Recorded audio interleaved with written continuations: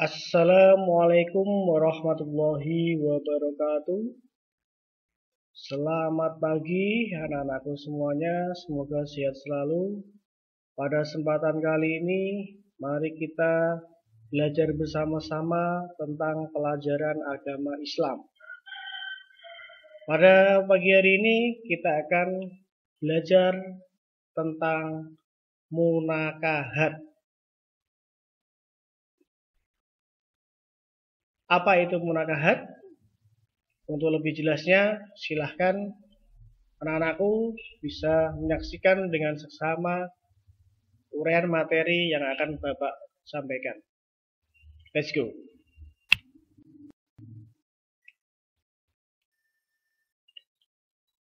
Bismillahirrahmanirrahim. Munakahat. Indahnya membangun mahligai rumah tangga. Munakahat. Silakan anak-anakku bisa melihat dan mencermati gambar yang Bapak tampilkan. Itu adalah beberapa gambar yang menjelaskan tentang prosesi pernikahan. Ini seorang pasangan pengantin yang sedang menikah. Sebelumnya diawali dari seserahan atau lamaran, sampai punya didik bayi dan punya keluarga, membina rumah tangga dan bahagia bersama keluarga.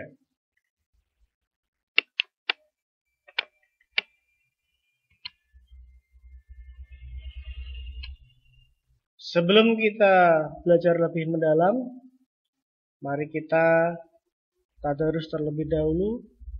Mari kita baca Al-Quran surat An-Nisa ayat 1-2. Ayat ini adalah ayat yang menjelaskan tentang pernikahan, disyariatkannya pernikahan.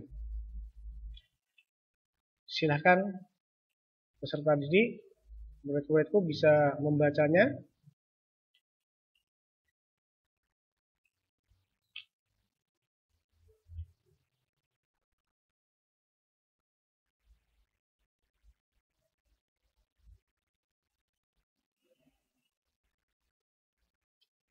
Sudah cukup?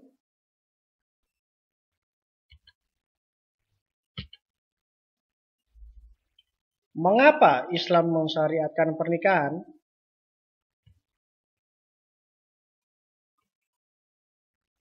Yang pertama, dalam menempuh kehidupan, seorang memerlukan pendamping sebagai tempat mencurahkan suka dan duka.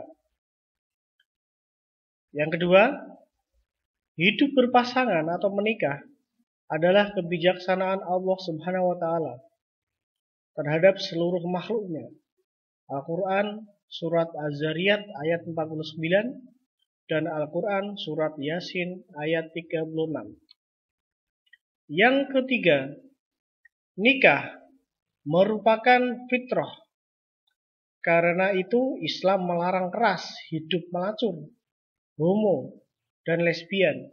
Karena semua itu bertentangan dengan fitrah manusia. Al-Quran surat Ar-Rum ayat 21. Yang keempat, kendali untuk tidak menuruti hawa nafsu bagi manusia. Al-Quran surat Al-Baqarah ayat 233. Munakahat. Pengertian pernikahan. Dalam Kamus Besar Bahasa Indonesia, nikah diartikan sebagai perjanjian antara laki-laki dan perempuan untuk bersuami istri secara resmi atau pernikahan. Sedangkan menurut syariah, nikah berarti melakukan suatu akad atau perjanjian untuk mengikat diri antara seorang laki-laki dengan seorang perempuan yang bertujuan untuk berhubungan suami istri antara keduanya atas dasar sukarela demi terwujudnya keluarga bahagia yang diridhoi Allah Subhanahu wa taala.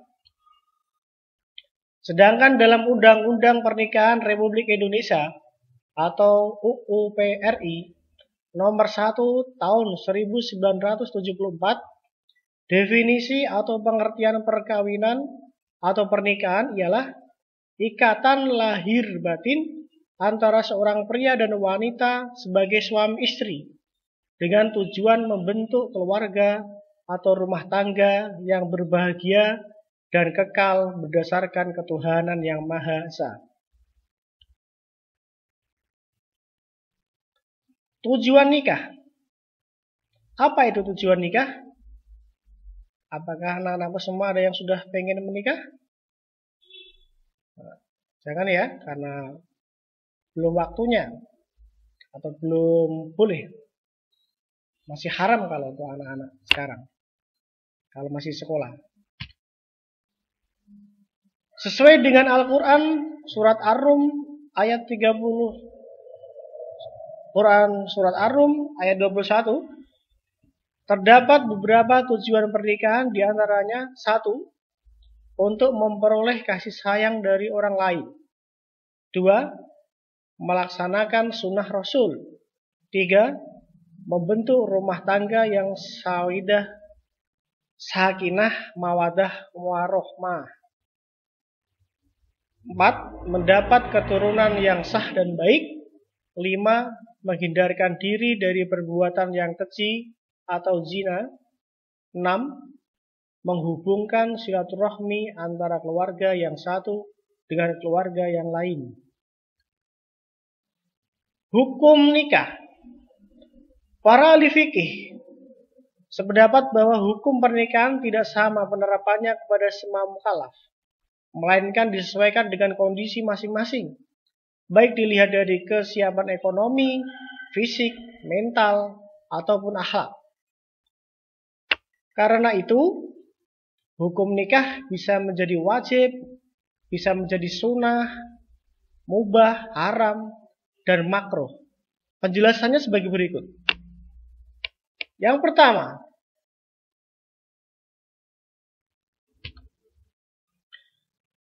hukumnya jais atau mubah, artinya dibolehkan. Ini merupakan hukum asal nikah. Nikah hukum asalnya memang jais atau mubah, boleh. Itu asalnya boleh. Tapi nanti akan bisa menjadi hukum-hukum yang lain. Seperti yang kedua, wajib. Kenapa wajib? Wajib di sini bagi orang yang mampu memberi nafkah lahir batin, berkeinginan menikah, dan takut tergoda atau terjerumus pada perbuatan keji. Dikhawatirkan kalau tidak menikah, nanti bisa maksiat, bisa zina. Maka hukum bagi orang yang sudah mampu memberi nafkah lahir dan batin, ingin menikah, ya, dan takut berbuat dosa karena tidak tahan menahan hawa nafsu, hukumnya wajib. Bagi orang tersebut wajib menikah. Kemudian hukumnya juga bisa menjadi sunnah. Kenapa sunnah? Sunnah ini bagi orang yang berkeinginan dan telah sanggup memberi nafkah lahir batin dan dapat menjaga diri. Jadi ya pengen, ya sanggup memberi nafkah lahir dan batin, tapi masih bisa menjaga diri untuk tidak berbuat zina, sehingga sunnah. Ya, semoga besok kita nikahnya itu karena sunnah Rasul, ya, bukan karena wajib, bukan karena terpaksa. Selanjutnya nikah juga bisa dihukumi makruh. Apa itu makruh? Kenapa menikah kok makruh? Makruh ini bagi orang yang berkeinginan ingin menikah tapi belum mampu memberi nafkah, ya. Pengen menikah tapi belum mampu memberi nafkah, itu jadi makruh. Sedangkan haram, hukum menikah menjadi haram itu bagi siapa?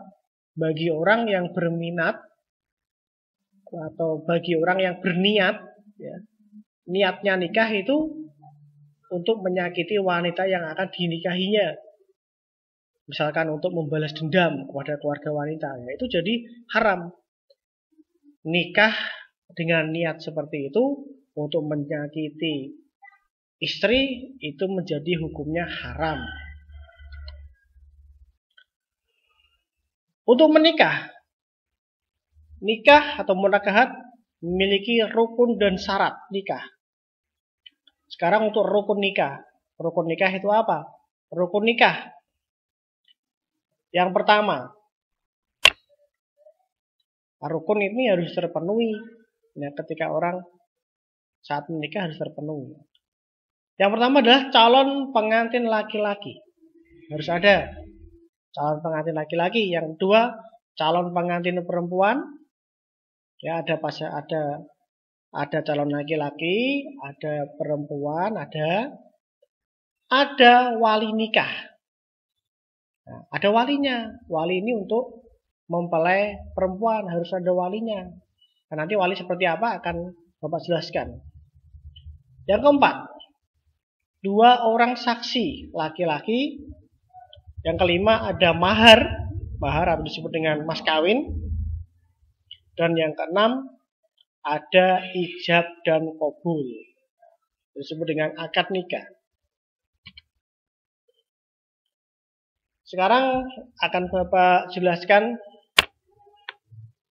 dari syarat-syarat calon pengantin. Jadi karena tadi rukun yang pertama adalah calon pengantin laki-laki. Nah, syaratnya apa? Syaratnya yang pertama adalah Islam. Laki-laki yang tertentu ini jelas. Ya, ada. Maksudnya itu laki-lakinya jelas, ini jelas laki-laki, ya. Yang ketiga, bukan mahram, bukan muhrimnya calon wanitanya, maksudnya tidak mahram. Lah mahram itu nanti apa akan Bapak jelaskan di belakang. Yang keempat, mengetahui wali yang sebenarnya bagi akad nikah tersebut. Jadi tahu walinya. Yang kelima, bukan dalam ikhram haji maupun umroh, bukan sedang menggunakan kain ikhram, bukan sedang ikhram. Yang keenam, atas kemauan sendiri, bukan karena paksaan, ya. Misalkan dijodohkan, tapi misalkan dia mau, ya itu namanya nggak dipaksa. Maksudnya dipaksa ini ya nikahnya karena dipaksa. Mungkin kalau nggak menikah akan dibunuh misalkan. Yang ketujuh, tidak mempunyai 4 orang istri yang sah dalam suatu waktu. Jadi laki-laki tersebut belum punya istri sampai 4. Yang ke-8, mengetahui bahwa perempuan yang hendak dinikahi adalah sah dijadikan istri. Itu untuk calon pengantin laki-laki. Sedangkan untuk calon pengantin perempuan, apa syaratnya? Syarat yang pertama adalah Islam.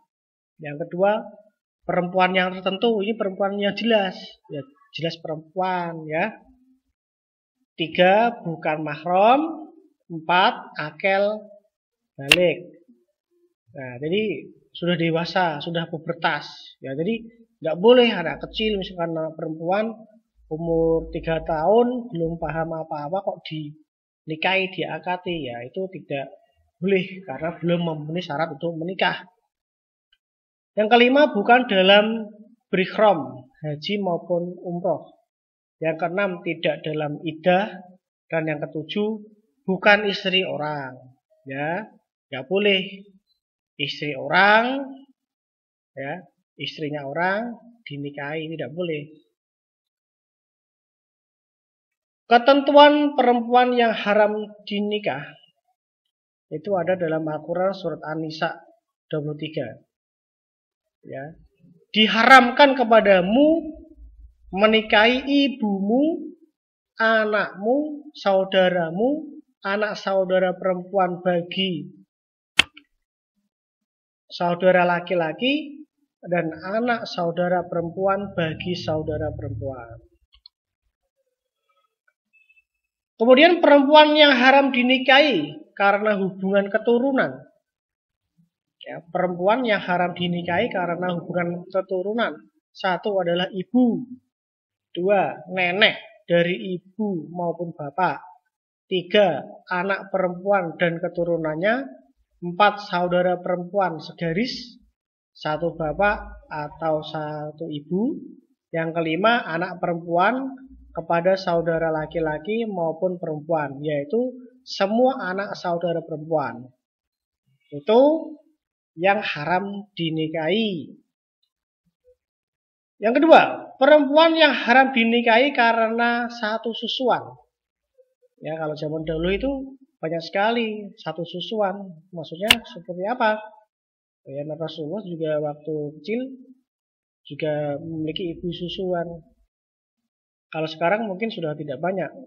Tapi andai kata ada, ini perempuan yang haram dinikahi karena susuan. Yang pertama adalah ibu susuan, nenek dari saudara ibu susuan, saudara perempuan susuan, anak perempuan kepada saudara susuan laki-laki maupun perempuan, sepupu dari ibu susuan atau bapak susuan. Kemudian yang selanjutnya, yang ketiga, perempuan yang haram dinikahi karena hubungan pernikahan. 1, ibu mertua, yaitu ya haram dinikahi ya. Ibu tiri, nenek tiri, menantu perempuan, anak tiri perempuan dan keturunannya, anak ipar perempuan dan keturunannya, dan yang ketujuh, sepupu dari saudara istri. Ya, diharamkan menikahi anak saudara perempuan dari istri dan keturunannya. Wali. Nah, tadi di atas, apa itu wali? Wali yaitu adalah bapak kandung mempelai wanita, penerima wasiat atau kerabat dekat, dan seterusnya sesuai dengan urutan asobah wanita tersebut, atau orang bijak dari keluarga wanita atau pemimpin setempat. Wali nikah itu dibagi menjadi 2 macam, yaitu wali nasab dan wali hakim. 1, wali nasab, yaitu wali yang mempunyai pertalian darah dengan mempelai wanita yang akan dinikahkan. Adapun susunan urutan wali nasab adalah sebagai berikut. Yang A, ayah kandung. Ayah tiri tidak sah jadi wali. Ya, jadi wali yang paling utama urutannya, urutan yang paling H, yang paling atas, yang paling lebih utama sampai urutan yang paling bawah. Dimulai dari yang pertama, ayah kandung. Kedua, kakek, saudara laki-laki sekandung, saudara laki-laki seayah, anak laki-laki dari saudara laki-laki sekandung, anak laki-laki dari saudara laki-laki seayah, saudara laki-laki ayah yang seayah dengan ayah, anak laki-laki dari saudara laki-laki ayah yang sekandung dengan ayah, kemudian anak laki-laki dari saudara laki-laki ayah yang seayah dengan ayah. Wah, agak ribet ya. Ya, itu cara menentukan wali, kita cari yang paling dekat terlebih dahulu. Yang paling dekat nggak ada, kemudian kakek nggak ada, saudara laki-laki dan seterusnya. Sedangkan yang kedua adalah wali hakim. Nah, wali hakim ini ketika dari wali nasab tadi tidak ada. Jadi tidak ada atau memang yang menikahkan tidak ada sehingga boleh dengan wali hakim.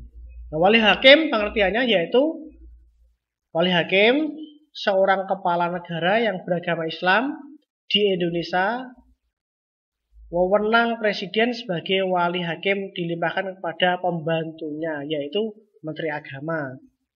Kemudian Menteri Agama mengangkat pembantunya untuk bertindak sebagai wali hakim, yaitu kepala kantor urusan agama Islam yang berada di setiap kecamatan. Jadi ketika wali nasab tidak ada, nggak usah khawatir.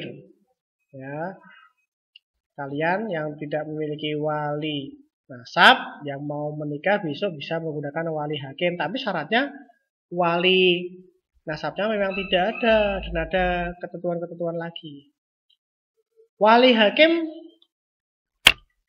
Wali hakim bertindak sebagai wali nikah apabila memenuhi kondisi sebagai berikut. Nah, ini ada beberapa syarat wali hakim bisa menikahkan. Yang pertama, wali nasab ini benar-benar tidak ada. Tidak ada. Ya mungkin karena sudah meninggal. Dia itu sebatang kara. Nah.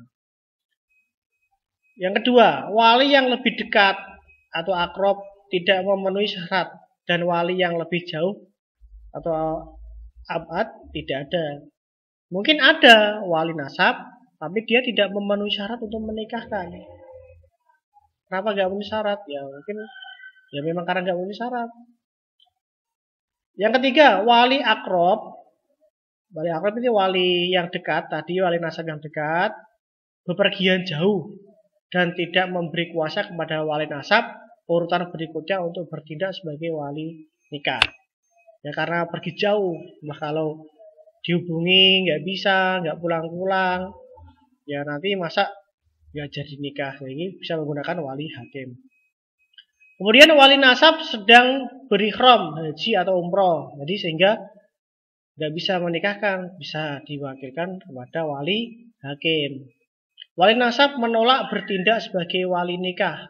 Kenapa? Ya mungkin karena nggak setuju dengan pasangannya sehingga nggak mau menikahkan, ya sudah diminta dengan baik, dengan hormat masih tidak mau bahkan malah pergi, ya nanti bisa menggunakan wali hakim. Kemudian wali yang lebih dekat masuk penjara sehingga tidak dapat bertindak sebagai wali nikah, ya karena yang berhak wali ini karena masuk penjara mungkin karena sebuah kasus sehingga bisa menikahkan, ya bisa digantikan dengan wali hakim. Kemudian wali yang lebih dekat hilang sehingga tidak diketahui tempat tinggal, hilang. Nah, sejak kecil mungkin sudah ditinggal ayahnya, nggak pernah ada kabar dan nggak tahu sehingga ya nanti bisa dinikahkan oleh wali hakim. Kemudian untuk dua orang saksi, nah, firman Allah SWT, dan persaksikanlah dengan dua orang saksi yang adil di antara kalian. Al-Quran surat At-Talaq ayat 2. Syarat-syarat saksi adalah berjumlah dua orang. Bukan budak, bukan wanita, dan bukan orang fasik. Orang fasik itu orang seperti apa? Ya orang yang fasik itu rusak. Ya, orang yang jelek. Ya, orang yang ya intinya nggak bisa bersaksi lah. Kesaksiannya nggak bisa dipertanggungjawabkan. Yang kedua, tidak boleh merangkap sebagai saksi walaupun memenuhi kualifikasi saksi. Ya, ini kan saksinya kan dua. Jadi saksinya satu dirangkap, nggak bisa. Yang ketiga, sunnah dalam keadaan rela dan tidak terpaksa. Jadi dengan rela, dengan suka hati, dengan senang hati mau menjadi saksi, tidak karena terpaksa. Kemudian sigot disebut dengan ijab qabul. Ya. Apa itu sigot atau ijab qabul itu apa? Yaitu perkataan dari mempelai laki-laki atau wakilnya ketika akad nikah.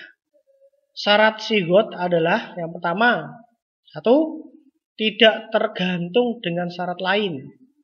Dua, tidak terikat dengan waktu tertentu.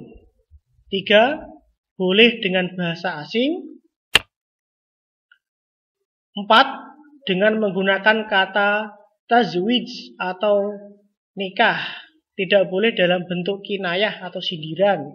Karena kinayah itu membutuhkan niat. Sedangkan niat itu sesuatu yang abstrak atau tidak tahu. Nah, niat orang dalam hati kan kita tidak tahu. Jadi nggak boleh akad kemudian kok disindiran atau dengan cara dibatin, nggak bisa.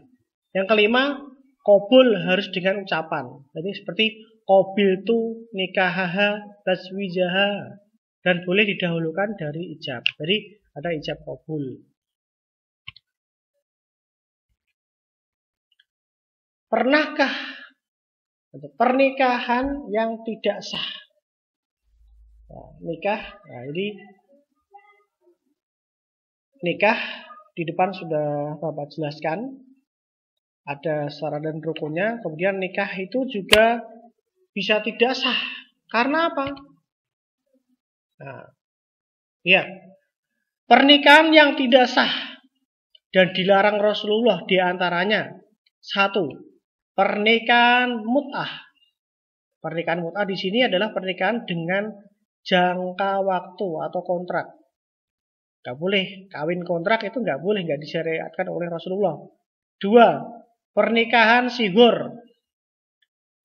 Sigur ini artinya barter dan tanpa mahar. Yang ketiga, pernikahan muhalil. Pernikahan dengan wanita yang sudah ditalak 3. Ini nggak boleh. Kalau sudah ditalak 3, nggak boleh dinikahinya lagi. Yang keempat, pernikahan orang yang ikhram. Nah, ikhram haji maupun umroh. Sedang umroh, haji menggunakan kaum ikhram itu tidak boleh menikah. Yang kelima, pernikahan dalam masa iddah. Ya, masa iddah itu juga tidak boleh.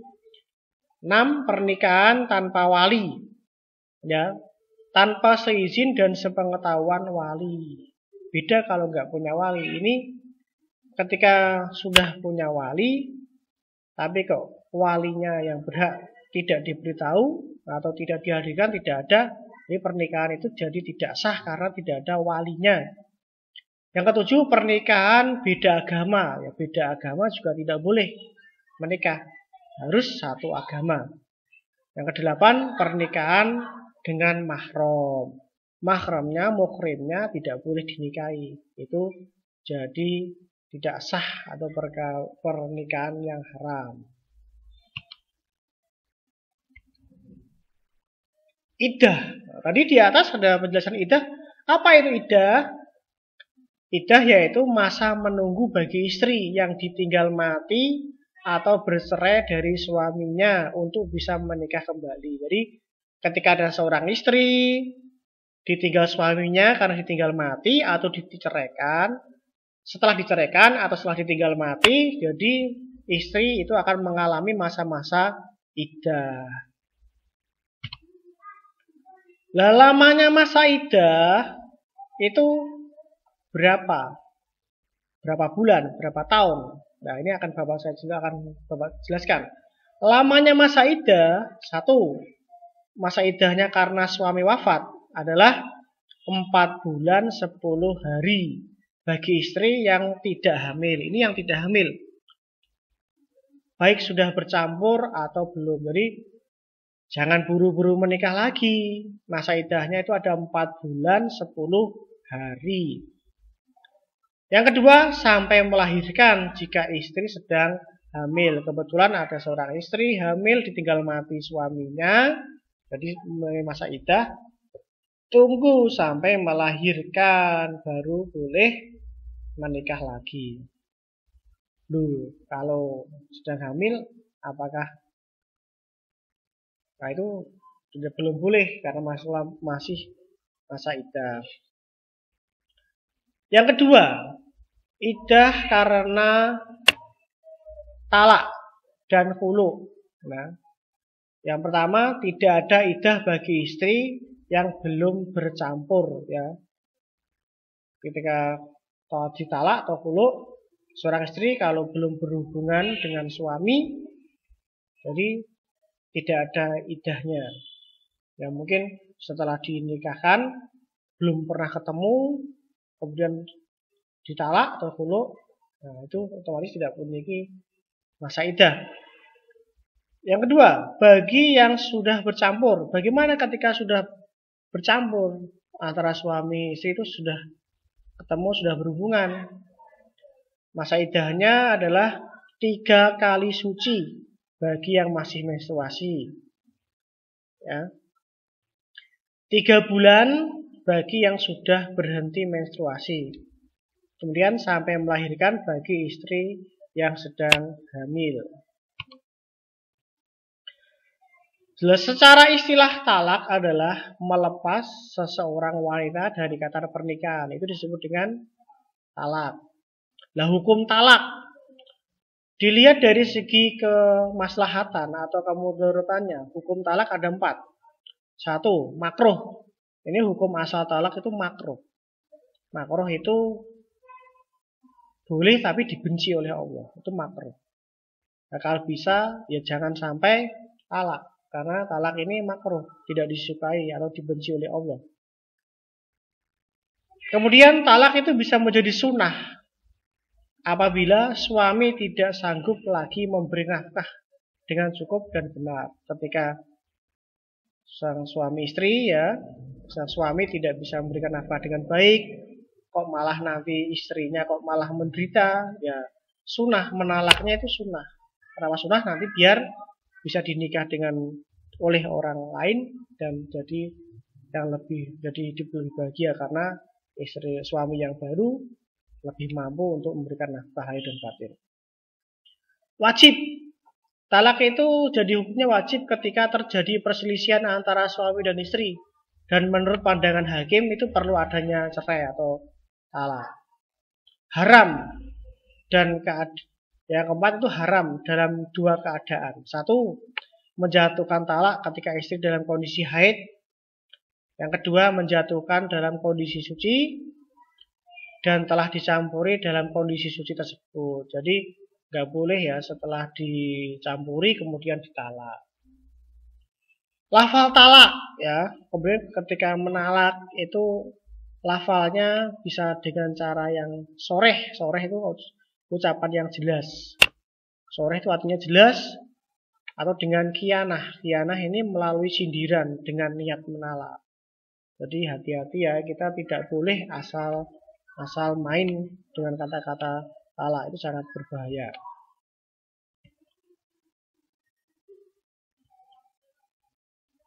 Macam-macam talak. Yang pertama ada talak taklik dengan syarat, talak khulu, tebusan ganti harta, talak li'an, tuduhan zina pada istri, talak ilak, sumpah suami tidak akan mencampur istri, dan talak zihar. Talak zihar ini menyerupai dengan ibunya, maksudnya menganggap istri, nah ketika berhubungan menganggap istri disamakan dengan hukumnya ibunya, itu nggak boleh. Rujuk, nah, ada talak juga ada rujuk. Rujuk itu artinya roja itu kembali. Rujuk adalah suami kembali pada istrinya yang telah dicerai untuk mewujudkan pernikahan semula sesuai dengan ketentuan agama. Rujuk ada 3 macam sesuai dengan talak yang dijatuhkan. 1. Raj'i. Ya. Diperbolehkan rujuk kembali dikarenakan talak 1 dan 2 tanpa nikah lagi. Kemudian bain sugro. Diperbolehkan rujuk kembali dikarenakan talak khulu dengan catatan melangsungkan pernikahan lagi setelah masa iddah selesai. 3. Bain kubro. Diperbolehkan rujuk kembali dikarenakan setelah ditalak 3, istrinya dinikah oleh orang lain dan dicerai lagi dengan catatan setelah masa iddah selesai. Syarat-syarat suami merujuk istri. Nah, kalau ingin kembali, ingin rujuk, ada syaratnya. Jadi nggak mudah. Yang pertama, atas kehendak sendiri. Jadi tanpa paksaan orang lain. Yang kedua, dengan perkataan, baik secara terang-terangan maupun sindiran. 3, ada 2 orang saksi. Yang keempat, mantan istri harus masih dalam masa iddah. Ketentuan perkawinan di Indonesia. Ya, ini perkawinan menurut Undang-Undang Nomor 1 Tahun 1974, yaitu ikatan lahir batin antara pria dan wanita sebagai suami istri dengan tujuan membentuk keluarga yang berbahagia dan kekal berdasarkan ketuhanan yang Maha Esa. Dalam hal ini perkawinan memiliki beberapa asas, diantaranya asas partisipasi keluarga, asas sukarela, asas poligami diperketat, asas pencurian dipersulit, asas kematangan berkeluarga, asas mengangkat derajat wanita. Kemudian untuk kewajiban pencatatan perkawinan bagi petugas, melaporkan pada PPN, yaitu pegawai pencatat nikah, dan petugas mencatat laporan, melengkapi surat untuk nikah yang sudah disiapkan. Kemudian yang ketiga, PPN mengumumkan minimal 10 hari sebelum pernikahan digelar. Dan yang keempat, dibuatkan akta nikah. Perkawinan dapat dikatakan sah apabila dilakukan menurut ajaran Islam sesuai dengan pasal 2 ayat 1 Undang-Undang Nomor 1 Tahun 1974. Perkawinan adalah sah apabila dilakukan menurut agama dan kepercayaan masing-masing. Hukum perkawinan dalam Islam. Di sini ada hukum perkawinan. Menikah merupakan sarana untuk menyempurnakan agama. Pernikahan adalah salah satu upaya untuk mendapatkan ketentraman dan kebahagiaan hidup, khususnya dalam kehidupan keluarga. Pernikahan dapat membentengi diri dari perbuatan maksiat atau tercela. Pada saatnya manusia akan mengalami kerinduan akan hadirnya seorang anak sebagai perwujudan adanya sifat kebapaan dan keibuan yang timbul dari seorang laki-laki maupun perempuan. Yang kelima, dengan adanya pernikahan, syiar Islam akan semakin berkembang. 6. Pernikahan adalah sunnah Rasulullah. 7. Pernikahan akan lebih menjaga kemaluan dan menundukkan pandangan. 8. Seorang yang akan melaksanakan pernikahan tidak harus merasa khawatir dengan masalah ekonomi yang akan dihadapinya pada masa yang akan datang. Ya, terima kasih. Demikianlah tadi paparan yang telah Bapak jelaskan. Silahkan kalian pelajari dengan seksama, kalian tonton berulang-ulang kali, pelajari, pahami, dan apabila ada yang mau ditanyakan, silakan bisa ditulis di komentar pada channel YouTube yang Bapak berikan. Akhir kata, selamat belajar, sampai ketemu lagi, jaga kesehatan.